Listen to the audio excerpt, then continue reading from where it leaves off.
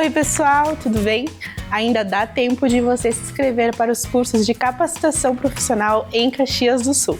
Restam poucas vagas no programa RS Qualifica Recomeçar 2026. Em parceria com a Prefeitura, a iniciativa sem custos busca auxiliar inscritos no Cadastro Único de Programas Sociais, o CadÚnico, que estão desempregados a se realocar no mercado de trabalho. Entre os cursos estão Informática e Ferramentas do Google, Operação de Máquinas Injetoras de Termoplásticos, Costura Industrial, Logística, Recepção ao Turista, Confeitaria, Atendimento ao Cliente, NR10 e Atendimento para Garçons. Os alunos que cumprirem os critérios de frequência e aproveitamento recebem valores conforme a carga horária, entre R$ 750 e R$ 1.500. Mais informações podem ser obtidas no Centro de Capacitação em Comércio, que fica na Rua Sinimbu, número 1933, no centro de Caxias, segundo andar do Caxias Plaza Shopping, ou pelo WhatsApp no 54 32 18 6014. E uma residência inédita para jovens cineastas no Festival de Cinema de Gramado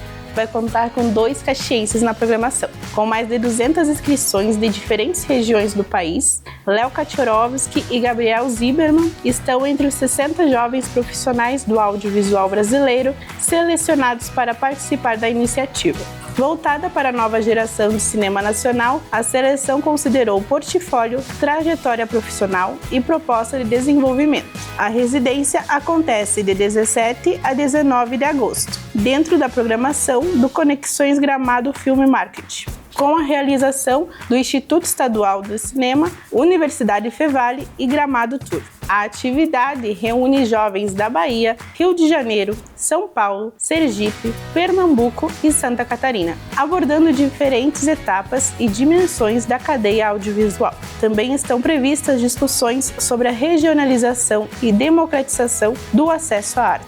Eu, Março, enfim, é o livro de estreia de Luísa Fedrice, que transforma a experiência feminina em poesia. Com mais de 50 poemas, o livro apresenta uma leitura poética da vida e da experiência feminina por meio da metáfora do mar. Profundo, inquieto, sereno e intenso, permanente na renovação. A obra conta com ilustrações de Karen Basso. O mar é a própria mulher, que se adapta às correntes, enfrenta tempestades e reconhece suas calmarias, nunca permanecendo igual. A obra será lançada no dia 22 de agosto, às 5h30 da tarde, no Zarabatana Café, que fica dentro do prédio do Ordovás, no bairro Panassolo, Rua Luiz Antunes, número 312. O Direto de hoje fica por aqui. Continue acompanhando a nossa programação. Um bom final de semana e até a próxima!